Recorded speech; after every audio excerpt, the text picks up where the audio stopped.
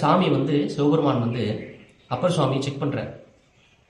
என்னன்னா இவனுக்கு இன்னும் உலக வாழ்க்கையில் பற்று இருக்கா, ஆசைகள் இன்னும் இருக்கா அப்படின்னு சொல்லி நாவுக்கரசரை ஒரு சோதனைக்குள்ளாக்குறார்.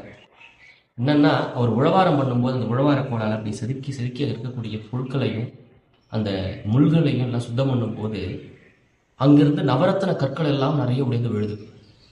முத்தும் பவழமும் வைரமும் மாணிக்கமுமா எல்லாம் ஒவ்வொன்றும் ஒரு விதமாக இருக்குது. அந்த நவரத்தனங்கள் எல்லாம் கலந்து அங்கே கிடக்குது.